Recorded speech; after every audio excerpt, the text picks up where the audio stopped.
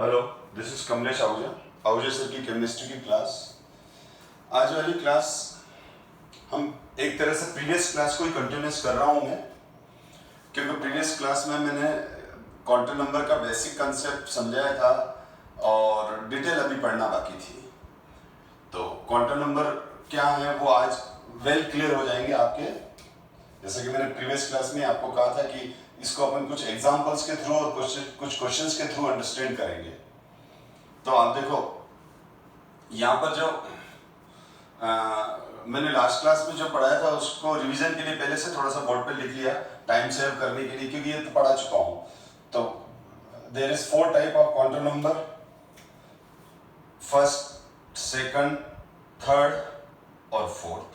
First है principal quantum number, second azimuthal quantum number, third magnetic quantum number, fourth spin quantum number. Principal quantum number का symbol n है, ये orbit और main energy level के लिए n की value 1 2 3 4। Azimuthal quantum number इसका symbol small l है, ये सब ऑर्बिट और सब एनर्जी लेवल्स के लिए है, सब शेल्स के लिए है। इसका सिंबल l है और s के लिए l की वैल्यू 0 होती है, p के लिए l की वैल्यू 1 होती है, d के लिए l की वैल्यू 2 होती है और f सब ऑर्बिट के लिए l की वैल्यू 3 होती है। फिर मैग्नेटिक क्वांटम नंबर जो ऑर्बिटल्स और ओरिएंटेशन को एक्सप्लेन करते हैं। हर ऑर्बिटल का एक इंडिविजुअल मैग्नेटिक क्वांटम नंबर होता है। जिस तरह से किसी हॉस्टल या होटल के अंदर हर रूम का अपना नंबर होता है, इसी तरह से हर ऑर्बिटल का एक मैग्नेटिक क्वांटम नंबर होता है। तो मैग्नेटिक क्वांटम नंबर ऑर्बिटल्स के लिए, और इसकी m की जो वैल्यू है वो -L2 + L चलेगी, -L2 + L।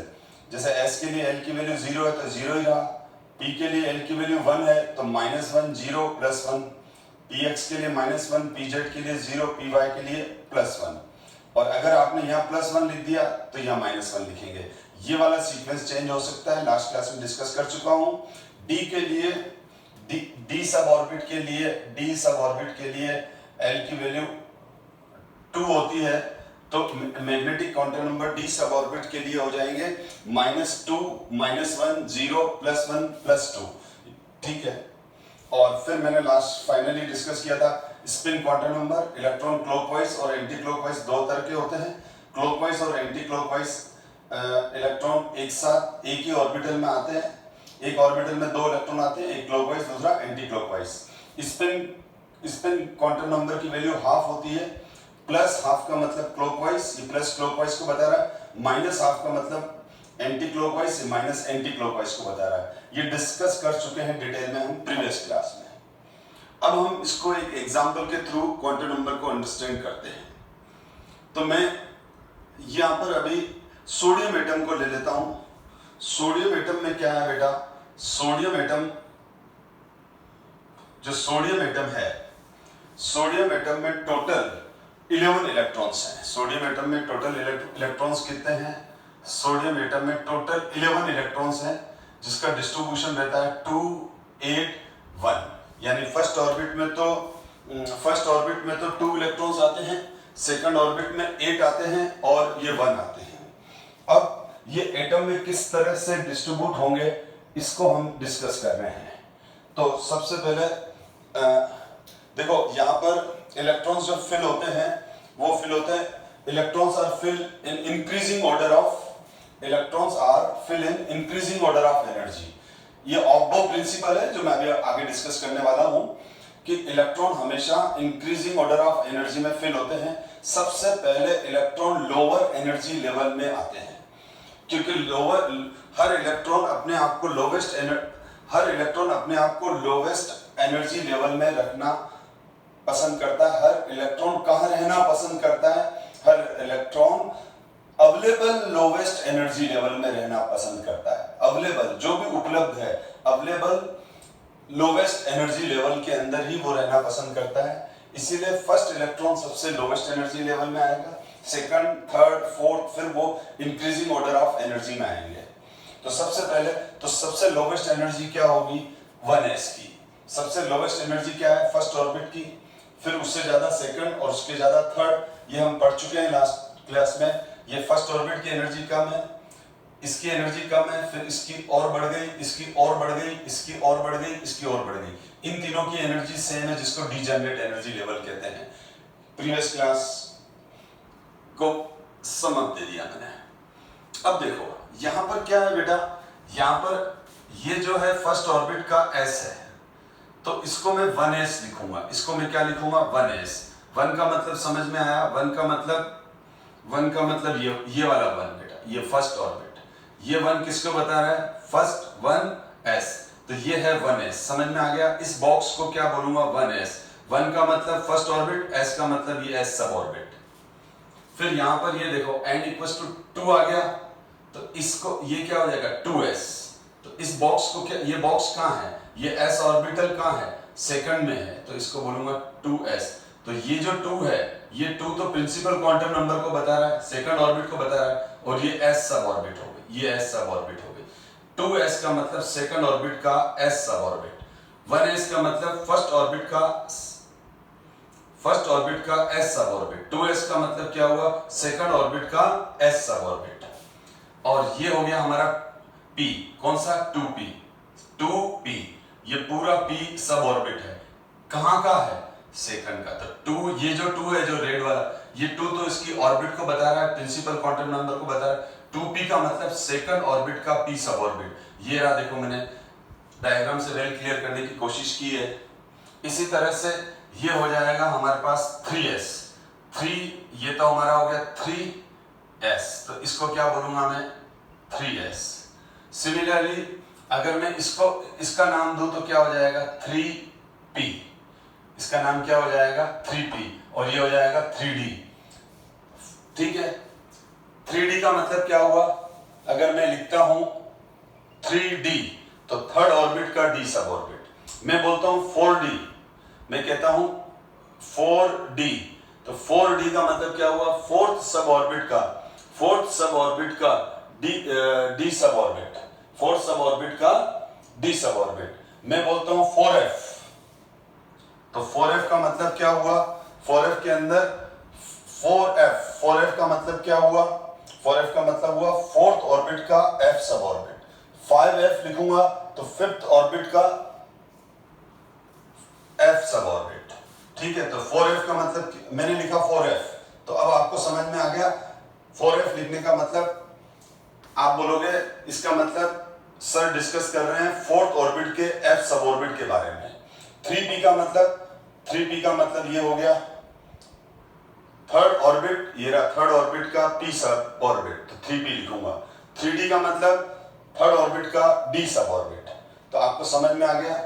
तो ये 1s, 2s, 2p, 3s, 3p, ये 3d। 1s, 2s, 2p, 3s, ये 1s, ये 2s, इसको बोलूंगा 1s, इसको बोलूंगा 2s, इस पूरे को बोलूंगा 3p, ये 1s, ये 2s, इसको बोलूंगा 2p, इस पूरे को बोलूंगा 2p, ये 3s, ये 3p, और इसी तरह से ये 3d, और आगे इस तरह से आगे बढ़ेंगे। अब सोडियम एटम में हमारे पास टोटल 11 इलेक्ट्रॉन्स हैं। तो रूल ये कहता है कि सबसे पहले आप लोवेस्ट एनर्जी लेवल में इलेक्ट्रॉन फिल करो। तो सोडियम एटम में 11 इलेक्ट्रॉन्स है, तो हम बोलते हैं फर्स्ट ऑर्बिट में 2 आएंगे, सेकंड में 8 आएंगे, 1 आएंगे। तो देखो अब इसमें 2 इलेक्ट्रॉन्स भर रहा हूं मैं। तो देखो इसमें जब मैं 2 इलेक्ट्रॉन्स फिल करूंगा, ध्यान देना, ये 2 इलेक्ट्रॉन्स रख रहा हूं बेटा मैं। तो सबसे पहले ये यहाँ एक ही ऑर्बिटल है और एक ऑर्बिटल में 2 इलेक्ट्रॉन आएंगे, तो इस बॉक्स में 2 इलेक्ट्रॉन आएंगे। ये एक ऑर्बिटल है और एक ऑर्बिटल में 2 इलेक्ट्रॉन आएंगे, एक क्लॉकवाइज और एक एंटी क्लॉकवाइज। बस, अब 2 से ज्यादा आ ही नहीं सकते क्योंकि ऑर्बिटल ही एक है, तो इसमें 2 इलेक्ट्रॉन है, एक क्लॉकवाइज और दूसरा एंटी क्लॉकवाइज। तो अब इसको मैं कैसे लिखूंगा बेटा, ध्यान देना, 1s2, क्या लिखा मैंने ये, तो 1s2 का मतलब फर्स्ट ऑर्बिट का s सब ऑर्बिट जिसमें 2 इलेक्ट्रॉन है। 1s2 का मतलब फर्स्ट ऑर्बिट का s सब ऑर्बिट जिसमें 2 इलेक्ट्रॉन है। बेटा ये क्लास में बिगनर के हिसाब से पढ़ा रहा हूं, इसीलिए ऐसा पढ़ा रहा हूं, ठीक है, ताकि जो बिल्कुल 10th मूविंग 11th स्टूडेंट है उनके कॉन्सेप्ट्स क्लियर हों। अब ये भर गया, ये lowest energy, available lowest energy यही था पहले, तो हमने इसको भर लिया। लेकिन सोडियम में 11 इलेक्ट्रॉन्स है, अभी तो हमने 2 ही भरे हैं, 9 भरना बाकी है। अभी तो 2 ही इलेक्ट्रॉन फिल करने किए हैं, 9 और फिल करने हैं। तो 9 फिल करूंगा, तो अब मैं क्या करूंगा, अब नेक्स्ट अब थर्ड इलेक्ट्रॉन फिल करूंगा मैं। तो थर्ड इलेक्ट्रॉन फिल करने के लिए मेरे को क्या करना पड़ेगा, अब मेरे पास उस तीसरे इलेक्ट्रॉन, ये मेरे पास तीसरा इलेक्ट्रॉन है, इस तीसरे इलेक्ट्रॉन की भी इच्छा है मैं यहाँ बैठ जाऊं, पर कुछ नहीं हो सकता बेटा, यहाँ भर चुके हैं, ठीक है ना, कहीं सीटिंग है। और तो आप क्या करोगे, बेस्ट प्लेस पर अपने आप को सिट कराने की कोशिश करोगे, ठीक है ना। अगर कहीं एसी रूम है, नॉन एसी रूम है और एक बड़े बेकार से रूम है, तो आप सबसे पहले किसमें सेटल होना चाहोगे, एसी रूम में। वो नहीं है तो फिर आप नॉन एसी रूम में जाओगे।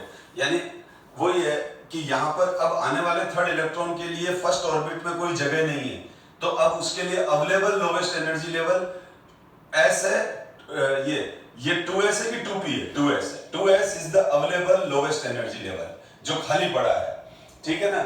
हम जब कभी टिकट लेने जाते हैं तो जो अवेलेबल सीट्स होती है उसी पे ही तो टिकट मिलती है। हम बोलते हैं नहीं साहब इस रो में दे दो, इधर दे दो, या दे दो, वो बोलता है नहीं ये टिकट सेल आउट हो चुकी है, अवेलेबल नहीं है। तो इसी तरह से अब थर्ड इलेक्ट्रॉन के लिए lowest energy level, available lowest energy level कौन सा है, 2s। इसको क्या बोलूंगा, मैंने कहा ना ये 2s है। तो यहां पर 2 इलेक्ट्रॉन आ जाएंगे, 2 बैठ गए, तो ये हो गए 1, इसको बोलूंगा मैं 1s2, तो इसको बोलूंगा ये 2s2, 2s2। 2s2 का मतलब सेकंड ऑर्बिट का s सब ऑर्बिट और उसमें 2 इलेक्ट्रॉन, सेकंड ऑर्बिट का s सब ऑर्बिट और उसमें 2 इलेक्ट्रॉन। अब 2s भरने के बाद अब हमारे पास टोटल 11 इलेक्ट्रॉन्स थे और 11 में से 4 भर गए, अब 7 और भरने हैं। अब नेक्स्ट इलेक्ट्रॉन के लिए अवेलेबल ऑर्बिटल्स ये हैं, ये सब एक जैसे ही है, कहीं पे भी बैठे हैं। तो अब इस p में 6 इलेक्ट्रॉन बैठ जाएंगे और 6 इलेक्ट्रॉन को सेम एनर्जी लेवल में बैठना है, तो वहां इनकी यहां पर अब 6 इलेक्ट्रॉन आ जाएंगे, 2 इसमें, 2 इसमें, 2 इसमें, ठीक है। टोटल 6 इलेक्ट्रॉन्स आ जाएंगे, क्योंकि वो उधर क्यों जाएंगे, वो तो हाई एनर्जी लेवल है, इलेक्ट्रॉन की पसंद लोवेस्ट एनर्जी लेवल है, अवेलेबल लोवेस्ट एनर्जी लेवल। तो ये दोनों तो भर गए, तो अवेलेबल लोवेस्ट एनर्जी लेवल सब ये तीनों है, तो यहाँ 6 इलेक्ट्रॉन्स आ जाएंगे, 1 2 3 4 5 6 भर गए। तो अब देख लो, तो अब ये हो गया, ये क्या हो गया 2p और ऊपर क्या लिखूंगा मैं 6, 2p 6, 1 2 3 4 5 6, 2p6, 2p6 समझ में आ गया। 2p6 का मतलब सेकंड ऑर्बिट के p सब ऑर्बिट में 6 इलेक्ट्रॉन, सेकंड ऑर्बिट के p सब ऑर्बिट में 6 इलेक्ट्रॉन्स। अब 10 इलेक्ट्रॉन हो गए, देखो इसमें टोटल 2 आ गए, इसमें टोटल 8 आ गए। अब हमारे पास एक ही इलेक्ट्रॉन बचा है और एक इलेक्ट्रॉन की इच्छा हो रही थी कहीं यहाँ एडजस्ट हो जाऊं, जगह नहीं है, तो उसके लिए अवेलेबल यही है और ये अकेला है तो अकेले बैठेगा। अब कोई ऐसी चेयर्स, कोई ऐसी सीट्स थी जिसपे एक पे 2 बैठेंगे, लेकिन फाइनली 11 थे, तो इस ऑर्बिटल में फिर एक ही इलेक्ट्रॉन आएगा, तो ये एक इलेक्ट्रॉन आ गया। तो अब इसको लिखूंगा मैं 3s1, ये 3s1, इसको क्या बोलूंगा 3s1। तो सोडियम का जो इलेक्ट्रॉनिक कन्फिगरेशन हो गया, तो वो हो गया 1s2, 2s2, 2p6, 3s1। तो सोडियम का जो इलेक्ट्रॉनिक कन्फिगरेशन जो पहले, अब ये जमाना गया 281 लिखने का, ये 10 तक लिखते थे आप। अब हम इलेक्ट्रॉनिक कन्फिगरेशन ऐसे लिखते हैं 1s2, 2s2, 2p6, 3s1। तो आपसे सोडियम का इलेक्ट्रॉनिक कन्फिगरेशन पूछा जाए तो क्या लिखोगे 1s2, 2s2, 2p6, 3s1। ये रहा 3s1, 1 ये रहा देखो 1s2, 2s2, 2p6, 3s1, ये वापस लिख दिया। अब मैंने पूरी कोशिश की आपको समझाने की। अब मैंने ये इलेक्ट्रॉनिक कन्फिगरेशन लिख ली है। अब लिखने के बाद वापस मैंने ये रहा 1s2, इसको वापस दिखाई, इस बॉक्स को यहाँ लिया मैंने, यहां से कॉपी किया, इधर पेस्ट कर दिया, ये कॉपी किया, इधर पेस्ट कर दिया, इसको कॉपी किया और रोटेट करके इधर पेस्ट कर दिया, और ये कॉपी किया और इधर पेस्ट कर दिया। ठीक है, ध्यान दो। ऐसा क्यों किया? क्वांटम नंबर समझाने के लिए। इसका मतलब नहीं है, लेकिन मतलब है। मतलब मेरे को क्वांटम नंबर एक्सप्लेन करने हैं ना, इस वजह से। तो अब मैंने सोडियम में टोटल 11 इलेक्ट्रॉन्स हैं। सोडियम में बेटा अभी टोटल 11 इलेक्ट्रॉन्स हैं। तो अब ये रहा 1s2, तो ये रहा 1 फर्स्ट इलेक्ट्रॉन, ये रहा इसका सेकंड इलेक्ट्रॉन। ये रहा 2s2, तो इसको मैंने थर्ड कहा, इसको फोर्थ किया, सबको मार्क कर दिया मैंने। अब देखो इसको मैंने, अब इसके ये 6 इसको ये लिया यहाँ पर, इसको यहाँ से लेके यहाँ कॉपी करके रोटेट कर दिया, पेस्ट कर दिया, ठीक है। कॉपी करके यहाँ कॉपी किए, यहाँ से कॉपी करके यहाँ से पेस्ट कर दिया। अब ये देखो, अब इसमें 6 इलेक्ट्रॉन्स है, तो 5th इसको कह रहा हूँ, 6 इसको कह रहा हूँ, 7th इसको कह रहा हूँ, 8th इसको कह रहा हूँ, 9, 10। अब कंफ्यूज मत हो, मेरे को तो क्वांटम नंबर लिखना है, इसीलिए इनको नंबर दे दिया 11। अब हम हर इलेक्ट्रॉन के क्वांटम नंबर लिखेंगे, उधर लिखा हुआ है वहां से हेल्प ले लेंगे। अगर कोई बच्चा भूल गया है वैल्यू, तो ये वैल्यूज यहां से ले लेगा वो, ठीक है। अब ध्यान दो, अब सबसे पहले हम n की वैल्यू लिखते हैं।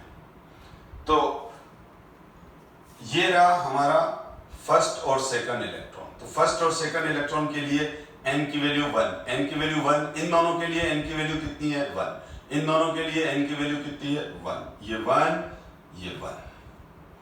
अब आप देख लो, ये रहा third, fourth, fifth, 6, 7, 8, 9, 10, third, fourth, fifth, 6, 7, 8, 9, 10, ये सारे के सारे इलेक्ट्रॉन किस में हैं, n=2 में। थर्ड इलेक्ट्रॉन भी n, ये थर्ड भी n=2 में, फोर्थ भी n=2 में, फिफ्थ से लेके 10 तक ये भी किस में n=2 में, ये n=2 चल रहा है। तो मैं यहाँ क्या लिख सकता हूँ, थर्ड इलेक्ट्रॉन से लेके 10th इलेक्ट्रॉन तक सारे इलेक्ट्रॉन n=2 में हैं। तो फर्स्ट और सेकंड इलेक्ट्रॉन का प्रिंसिपल क्वांटम नंबर, फर्स्ट और सेकंड इलेक्ट्रॉन का प्रिंसिपल क्वांटम नंबर 1 और थर्ड से लेके 10 तक का प्रिंसिपल क्वांटम नंबर 2 है। बताओ थर्ड ऑर्बिट का प्रिंसिपल क्वांटम नंबर क्या होगा? यस, 3। ये देखो 3s, 3 में है। तो हमने 1 to 11 इलेक्ट्रॉन्स के प्रिंसिपल क्वांटम नंबर लिख दिए। अब हम आते हैं L की वैल्यू। अब L की वैल्यू यही, S के लिए L की वैल्यू 0, P के लिए L की वैल्यू 1, ठीक है। तो आप देख लो, आप ध्यान से देखो, L की value first, second, third, fourth, first, second, third, fourth, first, second, third, fourth, ये चारों इलेक्ट्रॉन कौन से सब ऑर्बिट में हैं? ये चारों इलेक्ट्रॉन s सब ऑर्बिट में हैं। और s सब ऑर्बिट के लिए L की वैल्यू क्या होती है? 0। तो मैं बोल रहा हूं फर्स्ट, सेकंड, थर्ड, फोर्थ, इन सब में L की वैल्यू 0 आएगी। L की वैल्यू इसीलिए 0 आएगी क्योंकि ये सारे के सारे s सब ऑर्बिट में हैं। तो अब बताओ,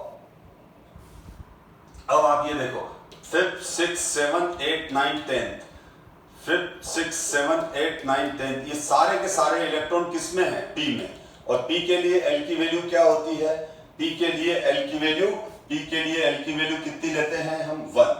तो 5th से लेके 10th इलेक्ट्रॉन, यानी ये वाले सारे इलेक्ट्रॉन के लिए L की वैल्यू कितनी लिखेंगे अपन? 1, 1, 1, 1। समझ में आ गया? 5th से लेके 10th तक L की वैल्यू 1, 5th से लेके 10th तक L की वैल्यू 1, क्योंकि ये सब P में है। इस L की वैल्यू 1, L की वैल्यू 1, L की वैल्यू 1, L की वैल्यू 1, L की वैल्यू 1, L की वैल्यू 1, क्योंकि ये P में है सब, और P के लिए L की वैल्यू 1 होती है। यानी ये 6 जने हैं, वो एक ही मकान में रह रहे हैं। चलो यूं समझो, 6 जने हैं, वो एक ही मकान में रह रहे हैं। तो 6 ही पर्सन का, ये 6 पर्सन है और एक ही मकान में रहते हैं, तो उनका हाउस नंबर क्या होगा? 6 जनों का एक ही तो होगा। अगर मान लो कोई 6 पर्सन है और वो 42 नंबर हाउस में रहते हैं, 42 नंबर हाउस में रहते हैं, तो 6 के लिए क्या बोलेंगे? किसी भी पर्सन को ढूंढोगे 6 में से तो 42 हाउस में ही जाओगे। फिर आ जाओ, ये वाला 11th इलेक्ट्रॉन कौन से सब ऑर्बिट में है? S में है। ये देखो S में है, तो S के लिए L की वैल्यू क्या होती है? इसके लिए L की वैल्यू 0, इसके लिए L की वैल्यू 1, इसके लिए L की वैल्यू 2। तो ये इसके लिए L की वैल्यू क्या होगा, जब वो इलेक्ट्रॉन S में है तो L की वैल्यू 0, क्योंकि ये L की वैल्यू 0 क्यों लिया, क्योंकि ये S में है ना बेटा। अगर मैं यहाँ इसके नीचे L की वैल्यू लिखूंगा तो क्या लिखूंगा, या 0 लिखूंगा L की वैल्यू, या L की वैल्यू 1 लिखूंगा, तो ये यहाँ 0 लिखा तो ये रहा 0। एनीवे, अब M में बहुत बार कंफ्यूजन हो जाता है, आपको बिल्कुल कंफ्यूज करने की जरूरत नहीं है। S M की वैल्यू ये देखो 0, S ऑर्बिटल के लिए तो M की वैल्यू 0 ही होगी। S ऑर्बिटल के लिए L और M की वैल्यू सेम होती है, L और M की वैल्यू सेम होती है, देख लो मैंने लिखा है यहाँ 0। तो M की वैल्यू 1 2 3 4, M की वैल्यू 1 2 3 4, चारों ही इलेक्ट्रॉन्स के लिए M की वैल्यू 0 होगी, चारों के लिए M की वैल्यू 0, क्योंकि S के लिए M की वैल्यू 0 है, लास्ट क्लास में भी डिस्कस किया, ये रहा, ठीक है। P के लिए होती है देखो -1 0 +1। अब ध्यान देना बेटा, अब यहां पर मैग्नेटिक क्वांटम नंबर में मैंने कुछ बच्चों को कंफ्यूज होते हुए देखा, इसलिए थोड़ा सा पेशेंस रखो और समझो बेटा। फिफ्थ इलेक्ट्रॉन और फिफ्थ सिक्स किस में है, फिफ्थ और सिक्स किस में है, px में, और px के लिए m की वैल्यू क्या होती है, -1। अगर इस ऑर्बिटल में 2 इलेक्ट्रॉन है, ये देखो ये है इस ऑर्बिटल में 2 इलेक्ट्रॉन है, तो दोनों इलेक्ट्रॉन की वैल्यू -1 होगी। एक रूम में 2 जने हैं, इस रूम में 2 जने बैठे हुए हैं, तो उन दोनों का रूम नंबर क्या होगा, -1, क्योंकि हमने रूम, ठीक है। जैसे एक होटल में या एक हॉस्टल में 2 स्टूडेंट एक ही रूम में रहते हैं, सुरेश और रमेश दोनों हॉस्टल में एक ही रूम में रहते हैं, ठीक है। तो सुरेश का रूम नंबर 7 है, तो रमेश का रूम नंबर क्या होगा, 7 होगा, दोनों का सेम ही होगा, क्योंकि एक ही रूम में रह रहे हैं। तो ये जो फिफ्थ और सिक्स है वो एक ही ऑर्बिटल में है, इसलिए दोनों के मैग्नेटिक क्वांटम नंबर फिफ्थ और सिक्स के सेम होंगे, और वो क्या होगा, -1, क्योंकि जो हमने मान लिया वो ही लेंगे, -1। अब 7 और 8 pz में है, तो ये देखो pz के लिए कितने ले रखा है, 0, तो यहां पर कितना आ जाएगा, 7th और 8th के लिए m की वैल्यू 0 आएगी, समझ में आ गया। क्योंकि pz के लिए यहां पर क्या -1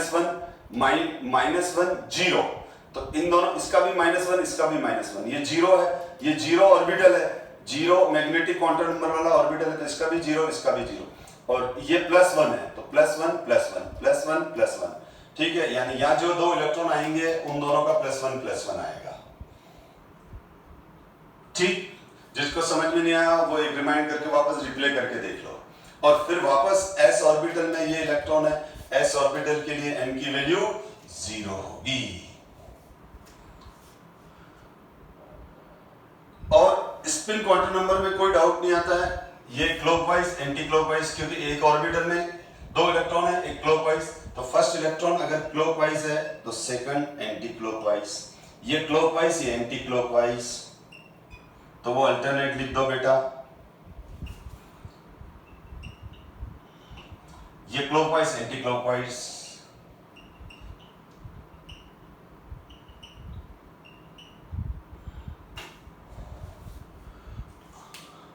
अब कुल मिला के मैंने इन 11 इलेक्ट्रॉन्स के सारे क्वांटम नंबर लिख दिए, इन 11 इलेक्ट्रॉन्स के सारे क्वांटम नंबर लिख दिए। अब मैं बोलूं पहले इलेक्ट्रॉन का क्वांटम नंबर क्या है, पहले फर्स्ट इलेक्ट्रॉन्स का क्वांटम नंबर का सेट क्या है, तो मैं बोलूंगा 100 प्लस हाफ, ये अंडरस्टूड होता है, NLMS अंडरस्टूड होता है। जब क्वांटम नंबर बोलूं तो सीक्वेंस ही यही रहता है, NLMS, ठीक, इसी सीक्वेंस में चलते हैं, ठीक। और हम स्पिन क्वांटम नंबर का कुछ बुक्स में ये सिंबल भी है, m के नीचे ऐसे, तो इसको ऐसे भी लिख सकते हैं ना, कंफ्यूज मत होना, MS, m और नीचे सबस्क्रिप्ट एस लगा दिया। तो ये स्पिन क्वांटम नंबर को खाली एस से भी लिख सकते हो और एन और नीचे एस लिख दिया। ध्यान दो, तो फर्स्ट इलेक्ट्रॉन के क्वांटम नंबर क्या है? फर्स्ट इलेक्ट्रॉन के क्वांटम नंबर है 100 प्लस हाफ। सेवंथ तो मैंने कहा कि बताओ सेवंथ इलेक्ट्रॉन के क्वांटम नंबर बताइए। तो n की वैल्यू 2, l की वैल्यू 1, m की वैल्यू 0, s की वैल्यू प्लस हाफ। तो हम बोलेंगे 210 प्लस हाफ इस सीक्वेंस में, NLNS में 210 प्लस हाफ। नाइन्थ का बताओ तो 21 plus half, sorry 21 plus 1 plus half. अब आप हमें दो कंटिन्यूस इलेक्ट्रॉन देखते चलो, 1 2 1 1 0 0 0 0 plus half minus half, 2 2 0 0 0 0 plus half minus half, यानी एक ही ऑर्बिटल के दो इलेक्ट्रॉन इन दोनों का 2 2 1 1 minus 1 plus half minus half. तो जब एक ही ऑर्बिटल में दो इलेक्ट्रॉन आ रहे हैं बेटा, एक ही ऑर्बिटल में दो इलेक्ट्रॉन आ रहे हैं, कोई भी देख लो, फर्स्ट सेकंड देख लो, फर्स्ट सेकंड वाला पेयर देख लो, थर्ड फोर्थ वाला पेयर देख लो, फिफ्थ सिक्स वाला पेयर देख लो, तो इनके पहले तीन क्वांटम नंबर हमेशा सेम रहेंगे। तो कंक्लूजन नंबर फर्स्ट, पॉइंट जो हमको नोट करना है वो फर्स्ट, एक ऑर्बिटल में जब दो इलेक्ट्रॉन होते हैं, एक ऑर्बिटल में जब दो इलेक्ट्रॉन होते हैं तो उनके maximum 3 quantum number n l m same होते हैं और स्पिन डिफरेंट होते हैं। सेवंथ और एट्थ का देख लो, n की वैल्यू 2 2, l की वैल्यू 1 1, m की वैल्यू 0 0, स्पिन चेंज।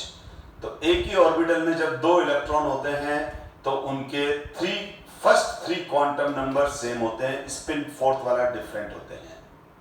नंबर 1, किसी एटम में किन्हीं दो इलेक्ट्रॉन्स के मैक्सिमम 3 क्वांटम नंबर सेम हो सकते हैं। मैक्सिमम कितने क्वांटम नंबर सेम हो सकते हैं? किसी भी एटम में भले यहाँ 11 इलेक्ट्रॉन हो, चाहे 50 इलेक्ट्रॉन हो, 60 हो, 70 हो इलेक्ट्रॉन, नंबर ऑफ इलेक्ट्रॉन जैसे जिंक में 30 इलेक्ट्रॉन्स हैं, तो कोई भी दो इलेक्ट्रॉन्स के मैक्सिमम 3 क्वांटम नंबर सेम हो सकते हैं, 4 नहीं हो सकते हैं। आप यहाँ पर 11 इलेक्ट्रॉन्स हैं तो ये फर्स्ट इलेक्ट्रॉन्स का क्वांटम नंबर का सेट, ये सेकंड का, ये थर्ड का, ये सेवंथ का, ये नाइन्थ का, ये 11th का, तो कोई भी दो क्वांटम नंबर के सेट देखो, आप ढूंढ के बताओ, ढूंढो, सर्च करो, क्या तुमको नजर आ रहे हैं क्या कि कोई भी इनमें से 11 इलेक्ट्रॉन में से, इन 11 इलेक्ट्रॉन में से कोई भी दो इलेक्ट्रॉन ऐसे हैं जिनके 4 क्वांटम नंबर आइडेंटिकल हैं, चारों क्वांटम नंबर की वैल्यू सेम है? एक भी नहीं मिलेगा, पोस्ट करके ढूंढना, ठीक है। और लेकिन चारों ही क्वांटम नंबर डिफरेंट हो सकते हैं, 4 ही क्वांटम नंबर क्या हो सकते हैं? डिफरेंट हो सकते हैं। जैसे आप सेकंड और 11 का देख लो, इसका n की वैल्यू 1, इसका 3,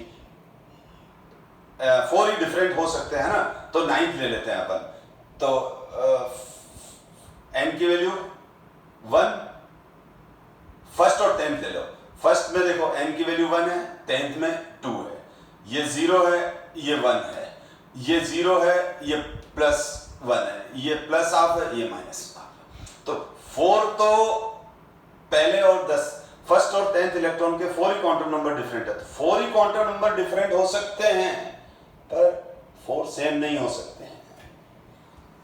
इसका मतलब ये हुआ कि एटम में अगर 100 इलेक्ट्रॉन है तो आप 100 इलेक्ट्रॉन्स के ऐसे बना देना और उसमें आप सर्च करना, तो कोई भी दो इलेक्ट्रॉन ऐसे नहीं मिलेंगे जिनके 4 क्वांटम नंबर आपको एक जैसे दिख जाए, जिनकी चारों वैल्यू एक जैसी हो जाए। 3 हो सकती है, ठीक है ना, जैसे ये देख रहा हूं ना, 3 तो एक जैसी हो सकती है, ये चौथी डिफरेंट हो जाएगी, ठीक है ना, और चारों ही डिफरेंट हो सकती है, जैसे फर्स्ट और 10th का देखा आपने। तो मेरे कहने का मतलब ये है कि इसका मतलब ये हुआ कि अगर एटम में 100 इलेक्ट्रॉन्स भी होंगे तो हर इलेक्ट्रॉन का अपना क्वांटम नंबर का सेट होगा, ठीक है। जैसे 10th वाले का क्वांटम नंबर का सेट क्या है? 2 1 प्लस 1 माइनस हाफ, यानी हर इलेक्ट्रॉन का अपना क्वांटम नंबर का सेट है। एक एटम में 11 इलेक्ट्रॉन है, इस एटम में 11 इलेक्ट्रॉन है, तो हर एटम का अपना सेट है, और वो सेट दूसरे सेट से कहीं ना कहीं डिफरेंट है। तो हर एटम में जैसे सोडियम एटम में 11 इलेक्ट्रॉन्स है, तो हर इलेक्ट्रॉन का अपना क्वांटम नंबर का सेट है, वो दूसरे से कहीं ना कहीं डिफरेंट है। तो ये बात ये हो गई कि जैसे हमारे आधार कार्ड होते हैं, आधार नंबर होता है, हमारा पेन नंबर होता है, या हमारे फोन नंबर होते हैं, ठीक है ना, तो उसकी सारी डिजिट सेम नहीं होती है। जैसे आपका फोन नंबर है, उसकी 10 डिजिट है, तो जो आपका फोन नंबर है उसके जो 10 डिजिट हैं और किसी दूसरे पर्सन के फोन नंबर है उसके 10 डिजिट सेम हो सकते हैं क्या? नहीं, कम से कम एक डिजिट तो डिफरेंट होगा। सारे डिजिट तो डिफरेंट हो सकते ही हैं, लेकिन कम से कम एक डिजिट तो डिफरेंट हो ही सकती है। तो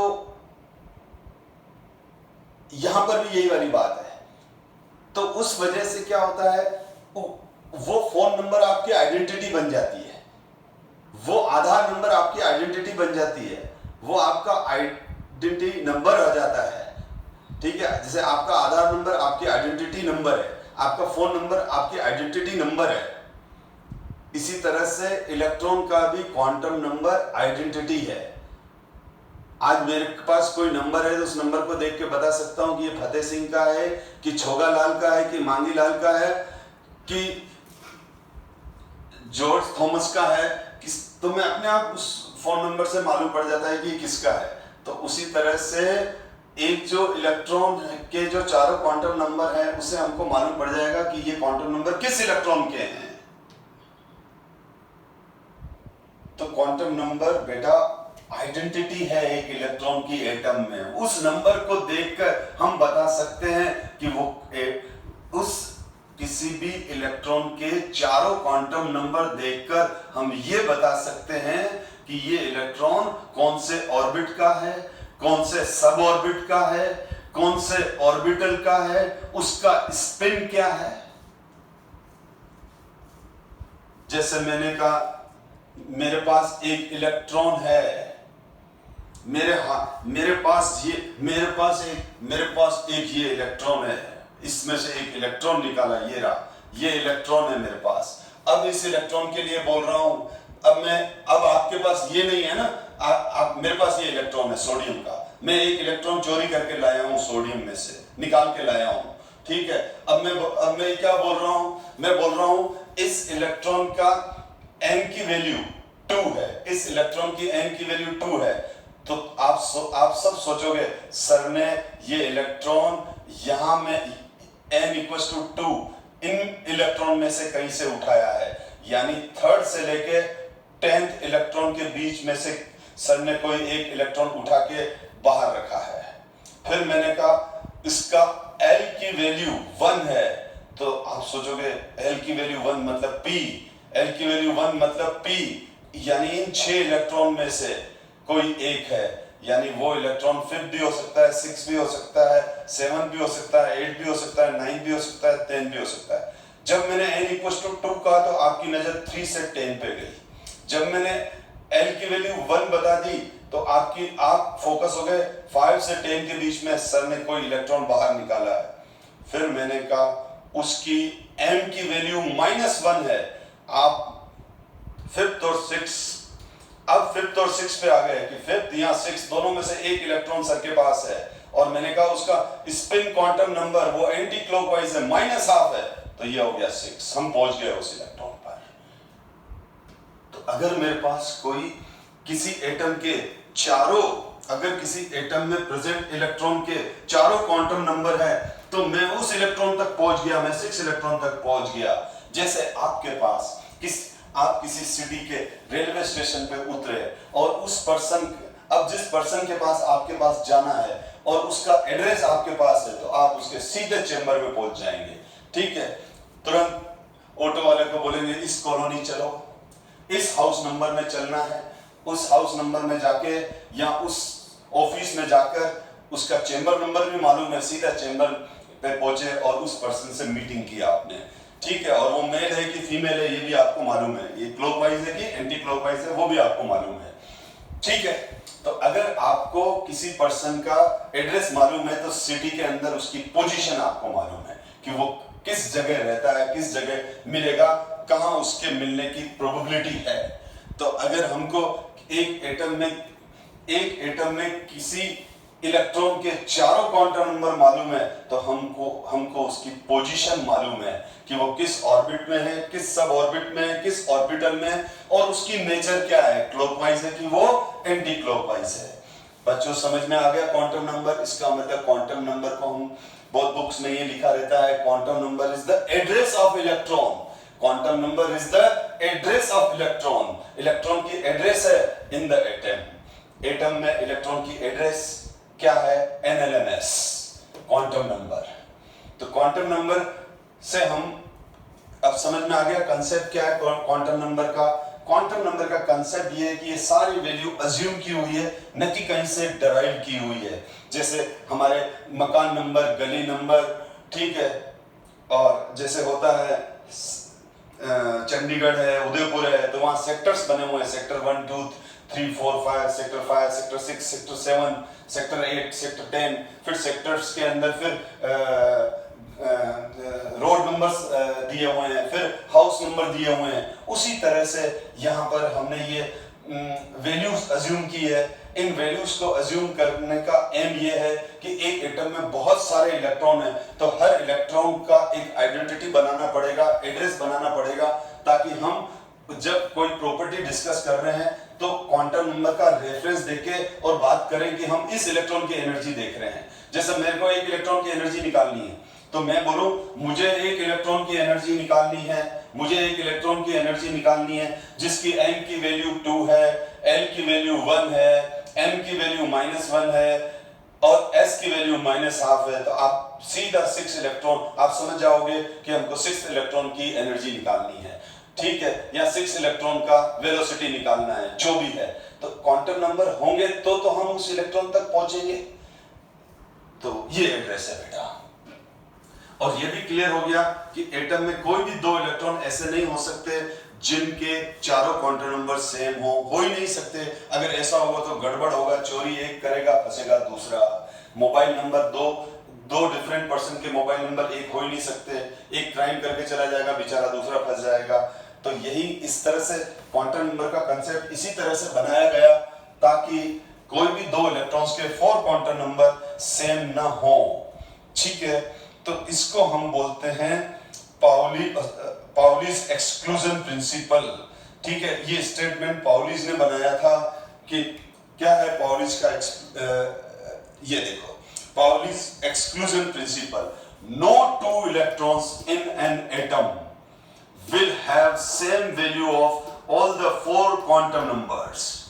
Pauli's exclusion principle, no 2 electrons in an atom will have same value of all the 4 quantum numbers.